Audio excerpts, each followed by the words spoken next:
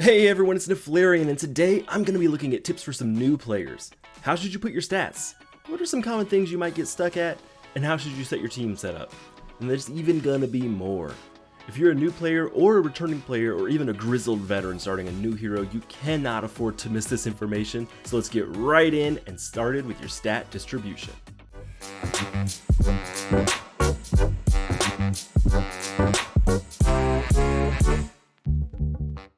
You should be a DPS player early in the game. That's not really a negotiation. Avoid going tank or bait until later in the game, like tier 14 with Saywhite or 17 with Witcham. That's because it's a lot harder to build a tank early game and you're going to have trouble being better at tanking than your familiars. Remember that a good DPS kills a lot, a bad DPS kills a little, a good tank is immortal, and a bad tank is dead. As you're progressing, look for a 2-1-2 split in your stats. That means that after stats from your gear, your strength and speed should be roughly the same and roughly twice that of your stamina. If you're finding that you're dying a lot, shift to have the same concept but do 3-2-3 instead. Your role on the team is to deal out damage, not take hits.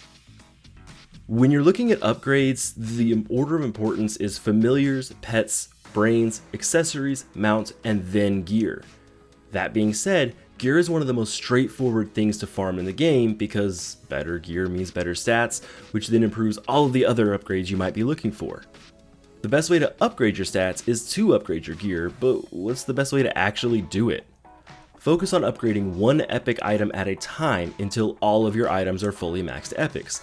It isn't until tier 8 or so that you're going to need legendary gear, assuming you also keep on top of your mount and enchants, but be sure to check out my video on mounts to learn the best way to upgrade those. When you're upgrading gear, whether it be epic, legendary, or higher, make sure to upgrade one piece fully before moving to the next. It may be tempting to upgrade them evenly, but you get more bang for your buck by fully upgrading each piece alone. You may even find that you don't need to upgrade the other piece to get into the next tier. Outside of stats, you're also going to want to upgrade your pet and accessory. In the same video as mounts, I shared my thoughts on that, but in general, get an epic accessory first and then start rolling legendary. Pets are similar, but you want to get an epic pet that you can use. If you're DPS, that means one that triggers when you hit an enemy rather than when you get hit. Remember that you are there to deal out damage, not take damage. Once you have an epic one that fits your playstyle, start rolling for a legendary that can then be reforged. One quick mention is with enchants. Enchants have higher bonuses with higher rarities and higher stats with higher tiers. The exception is mythic enchants, which will always be at max tier. You do want to focus on good bonuses rather than good stats because it is far better to take a 10 stat deficit to get a 2% empower bonus. So, where do you even get all of these things? Pets and accessories are in the shop or in weekly rewards. You can get some from the guild shop, but I would avoid buying them except for cosmetics or if you're a free-to-play player that wants more evade, such as if you're running Witcham. Otherwise, they're just not great options. Mounts, those can be crafted from mount guts, and gear is found by playing the game. Gear can drop from dungeons, raids, trials, gauntlet, world boss, invasion, and expedition. PvP and GVG only drop coins rather than the gear itself, so you can get experience and you can spend the coins, but you don't get better gear from it. From the ones that drop gear, there are some you'll want to avoid or focus on depending on what you need. Dungeons are the best option for familiars. They are one of the only places you can get familiars, and equipment was going to be at whatever tier the map is. So it's unlikely that you're going to be farming that tier and also be farming for good familiars. It's usually going to be one or the other. Focus on familiars with dungeons.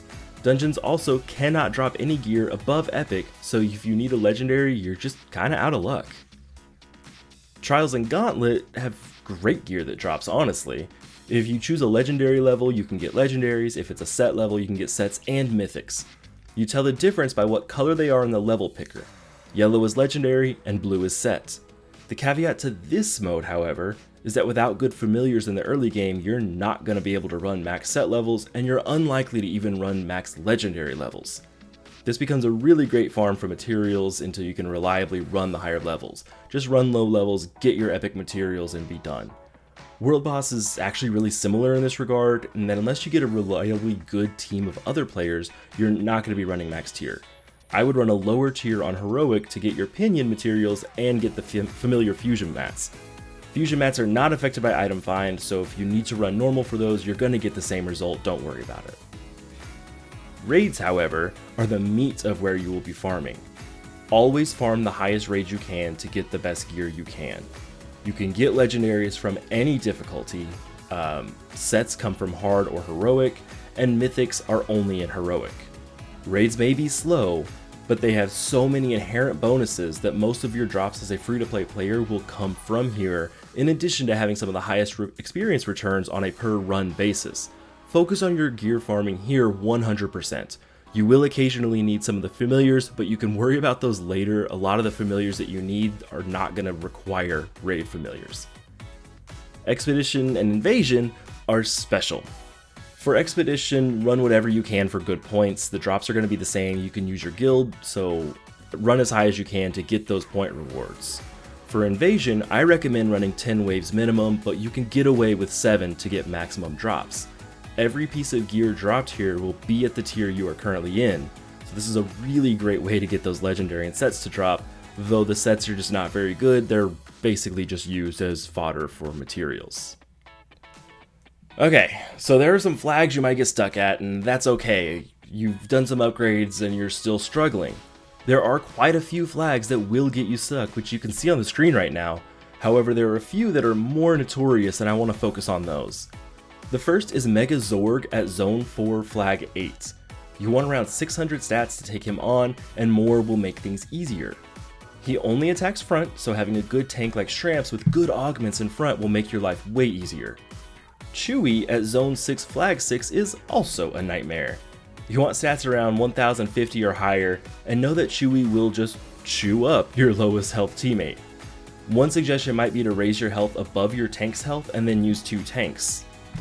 Goose is in Zone 7 Flag 5, and my best suggestion is just to pray to whatever deity you believe in. They attack random, so you can't really direct them places. I would recommend using 2 Eularis with deflect augments and yourself in the middle, and just run at this enemy until you get enough deflects to have Goose take care of themselves. It's a cheesy strategy, but it works. The last big bad one is Zone 7 Flag 8. You know, right after Goose.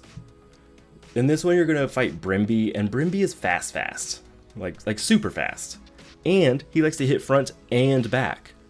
Put your tank in the back and try your best to keep the front alive by utilizing the reorder your team feature. Later in the game there's more tough flags, but those are some of the biggest hurdles early game. Let's say that you're stuck elsewhere though. What should you actually do? Make sure your team is set up well. In the front you're generally going to have a tank like Shramps, and behind them you'll have a DPS like yourself and a support. You're going to be the DPS, so making sure that you have a good support familiar like Borlin or Remit is really important. Perhaps the biggest thing here though would be to make sure that your tank has good augments, including a good when you get hit brain, to help sustain your team and take some pressure off of your support. If you're having trouble keeping your support alive, make another tank and put yourself in the middle and use a staff so you can be both DPS and support.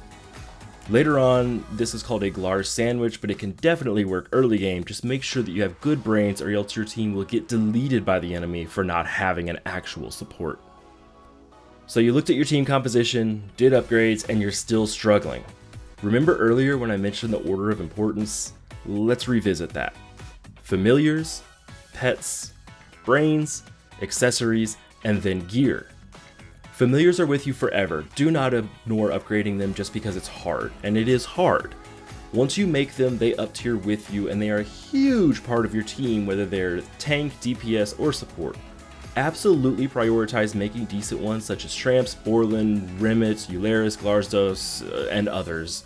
They will make or break your team, and as your gear gets better, they also get better. After familiars, you want a decent pet. This will either help sustain your team or help whittle down enemies depending on the one you get.